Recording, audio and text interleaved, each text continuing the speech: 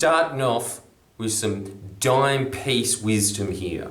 Human beings rise to the expectations put on them. Another way of putting it, a much more,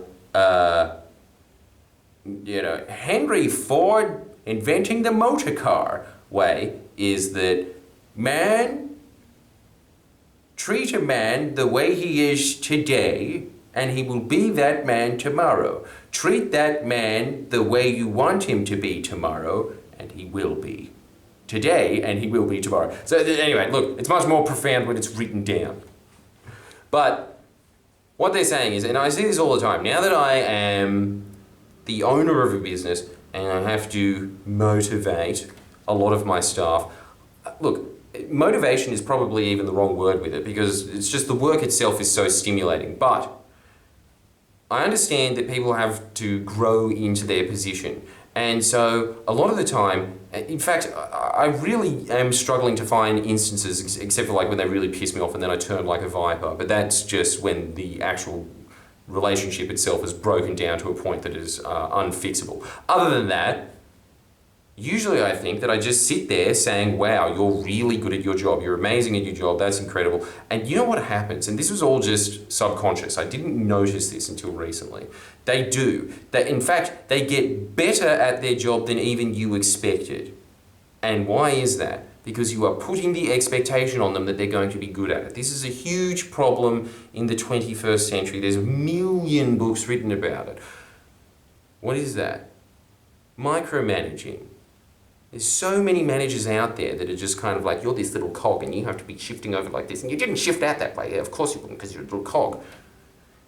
I think that a lot of people have low expectations of the people that they're meeting, or they don't have the imagination to see them as somebody who they could be in the future. And so they sit there and they keep reaffirming who they are today. And the great thing about being a leader is it's all about vision. It's all about, we're going this way. And that includes recalibrating someone else's personality. So if you just keep reinforcing to someone over and over again that you're this, you are this, well, first of all, yes, that could be true. There is kind of like an objective truth to the way that people are behaving. But there is also the other scarier truth, which is that a lot of the time you are kind of just reaffirming the worst traits in yourself or traits in other people that you don't like, and you're kind of just pushing that onto that person. And by doing that, you are ensuring that they're going to be like that tomorrow. But the other thing is that if you just keep saying to somebody that they're a champion, they're a legend, they're amazing at what they do, they end up becoming that. Now, there's also the other component of that, which is that if you just keep it like that, then they end up like American students thinking that they're the best at maths in the world. And the Japanese think they're the worst at maths in the world, but they are actually the best in the world at it. There is that. The empty reinforcement of it. But the other thing is, the Japanese society has gone so far in the other direction that, it's just like, 50% of them commit suicide now? So there's an element to both of them, but you're also just encouraging that person that they're good at that skill. And if they just get in their mind that they are good at that skill, they will keep looking for reinforcements as to why they are. And every time that you see them doing it, you give them the positive reinforcement. This is all extremely basic stuff that happens with dog training. But as we say in this channel, human beings are dogs. They have the same responses of, no, good book, good book, good book. And you notice this if you're a dog owner. If you just keep encouraging your dog to be doing the things that it should be doing, that's what it becomes. A lot quicker. I think that works a lot better, is the positive reinforcement of the dog. Now, there's obviously a point for a stick, but the carrot works bloody nicely a lot of the time. And the thing is that this also extends onto you. This is where it gets really deep, which is that however you treat yourself is how you become. You are mostly influencing yourself. Because everybody else that you speak to, that's kind of just a transient interaction. The only person that you're with your entire life is your own brain. And so your own brain is dictating more than anyone else the kind of person that you are. This is why it's so important to write down goals. This is why it's so important to write down these self-actualization statements about yourself. where you want to be at the end of the year, where you want to be at the end of 10 years, and not even just where you want to be at the end of 10 years. We're talking about intellectual goals. We're talking about the type of person that you want to be. Because when you are writing down those things, you're giving yourself a map, and you're moving towards that direction. And then, actually, there's a really good book, Atomic Habits. They have this point in it that is just like every action that you take is a little vote. It's kind of a veto, or it's a vote to move ahead in the habits that you want to be taking in life, and habits lead to the person that you are going to become. Remember that old saying that it was just like, sow a thought, reap an action. Sow an action, reap a habit. Sow a habit, reap a character. Sow a character, reap a destiny. That's the way that it moves up in life.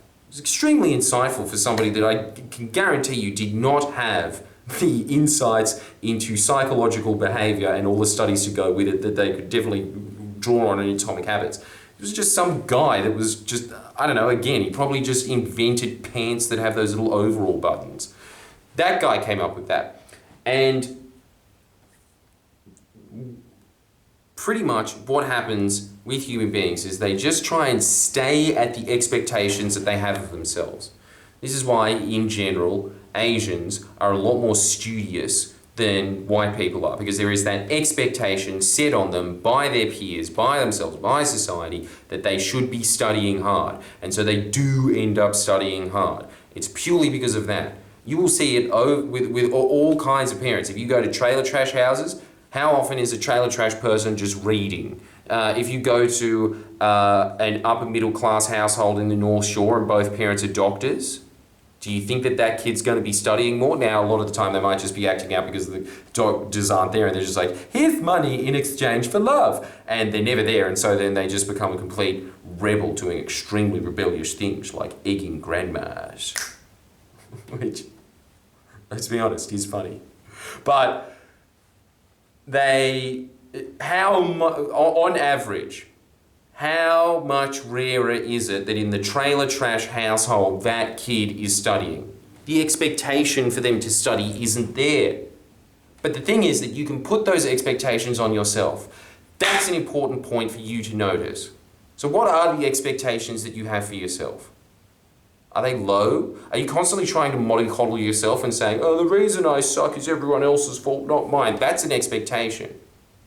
Because a lot of it, I always had that expectation on myself. I constantly had it of, I do not want to be here with these other loser comedians. I want to be moving ahead of this. I expected more. I can say exactly the same thing about Neil Cole-Hatkar. He expected more. But the other ones don't. I think that they actually do expect that lifestyle. They like being enamored by this hipster trying to make it comedian. So that becomes their identity. A comedian that's constantly trying to make it. Whereas we had the expectation to make it. So we did. It might have been longer or shorter given on the advantages of technology. I'm not dismissing a lot of these other variables that exist in there. But just you having the expectation to make it. Even when it came to concentration camps.